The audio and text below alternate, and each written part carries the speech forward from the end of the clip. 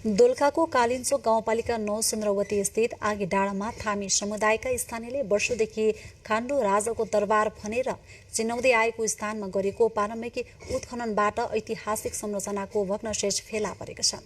उत्खननका क्रममा माटाको हाँडीका टुक्रा, झिँगटे, अंगार, तीनमुखे चुलो, आधा जाँतो, ढुङ्गाका पर्खाल तथा झ्याल जस्ता संरचना समेत भेटिएका छन्।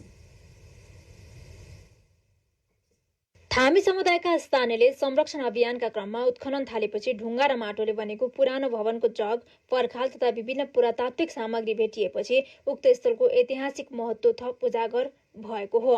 दोलखाको कालिन्चो गाउँपालिका 9 सुन्द्रावतीमा खाण्डुराजको दरबार करिब 1600 वर्ष पुरानो दरबार रहेको जनविश्वास रहँदै आएको 83 वर्षीय स्थानीय अगुवा गोपीलाल थामीले बताउनुभयो।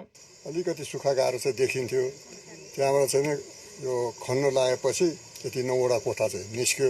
त्यहाँबाट चाहिँ पुरा विभाग तत्त्वले चाहिँ नखन्नु, अब यिनले चाहिँ तिमीहरूले नचलाउनु भनेपछि हामीले त्यसै छोडेर बसिरहेछौँ।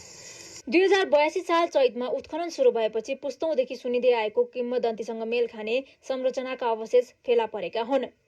उत्खननका क्रममा माटाका हाँडीका टुक्रा, झिङ्गटी, अंगार, तीनमुखे चुलो, आधा जाँतो, ढुङ्गाका पर्खाल तथा झ्याल जस्ता संरचना समेत भेटिएका छन्। भित्ताभित्र कोइलाका अवशेष भेटिएकाले आगलागी वा भूकम्पका कारण भवन ध्वस्त भएको हुन सक्ने स्थानीयको अनुमान छ। प्रारम्भिक उत्खननमा करिब 2100 मिटर लम्बाइ र 1600 मिटर चौडाइ भएको ढुङ्गा र माटोले बनेको संरचनाको भग्नावशेष फेला परेको थामी संस्कृति उत्थान समाज सुन्द्रावतीका सचिव नवीन्द्र थामीले बताउनुभयो। र त्यसको लागि चाहिँ पुरातत्व विभागले यो आर्थिक वर्षमा आएर यहाँ चाहिँ यो कति वर्ष पुरानो रहेछ त यो हामी यहाँको चाहिँ कार्बोनेट त्यो जाँच गरेपछि पत्ता लाग्छ अरे।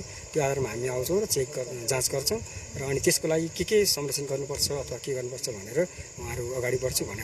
पर्यटन तथा नागरिक उड्डयन मन्त्रालयसँग संरक्षणका लागि पहल गरिएको र मन्त्रालयबाट 18 लाख रुपियाँ बजेट उपलब्ध भएपछि घेरावा र प्रारम्भिक उत्खनन सुरु गरिएको हो।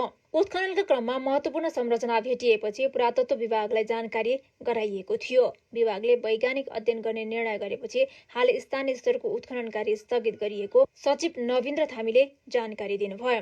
मन्दिरा थापा, नेपाल टेलिभिजन, बागमती प्रदेश, दोलखा। अब आर्थिक समाचार।